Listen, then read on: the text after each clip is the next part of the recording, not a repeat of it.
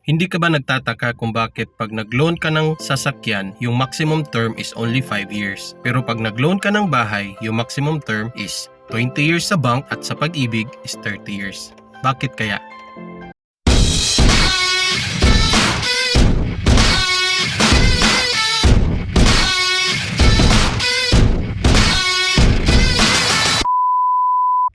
But before we discuss everything else, magpapakilala muna ako. By the way, my name is Crisanto Encarnado. I'm a realtor, a father, and a family man. And welcome to my channel, Unboxing Real Estate PH.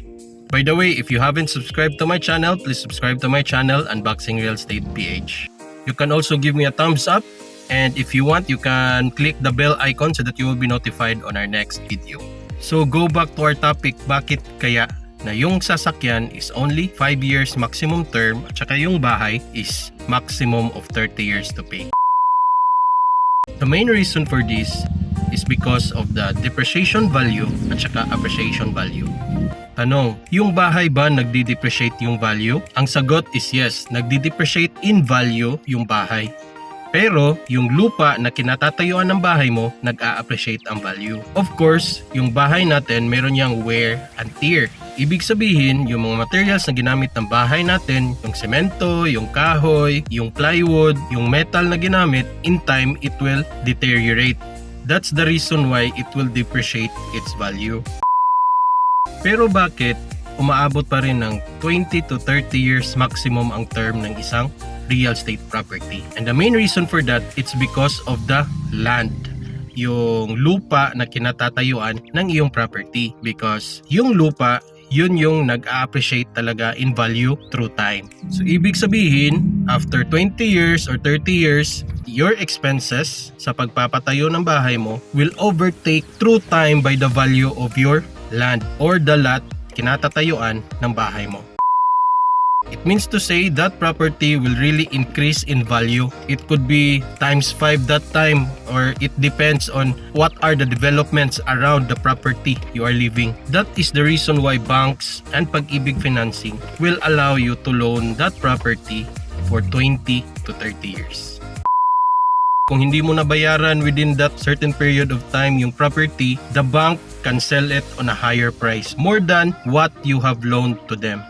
One eternity later. While in other hand, yung mga sasakyan naman, they will only allow 5 years to pay term.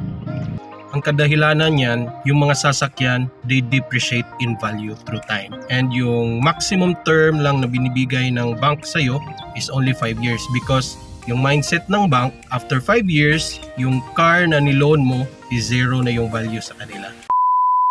So kaya depreciating yung value ng isang sasakyan, it's because yung mga parts, yung chassis, yung body, as time goes by, it will deteriorate.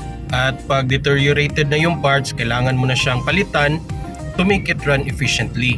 So it will come to the point na yung sasakyan mo dahil sa kalumaan, hindi na talaga yan tatakbo at magiging sakit na sa ulo. Kaya kailangan mo na ring bumili ng bagong sasakyan na naman.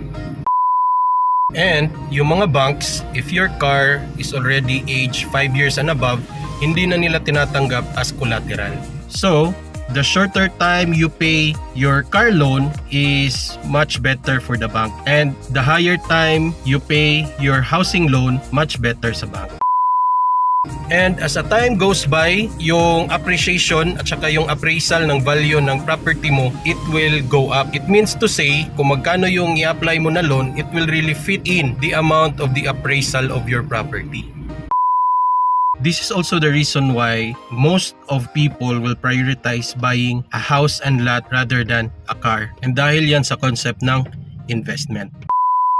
That is why most of the investment firms will consider a car as a liability and a real estate property as an asset. Because an asset is something that will put money in your pocket, and a liability, that is something that will take out money in your pocket.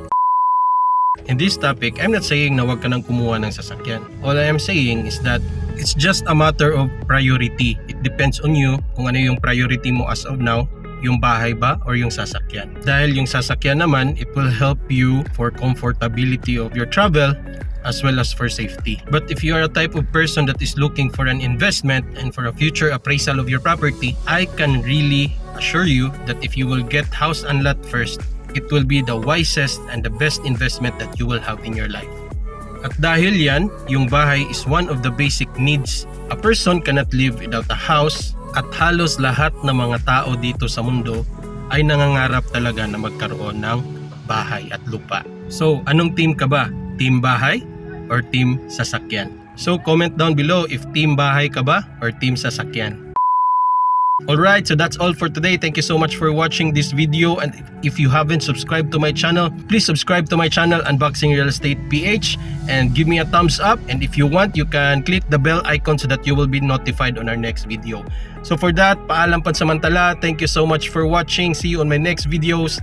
Bye-bye and God bless us all.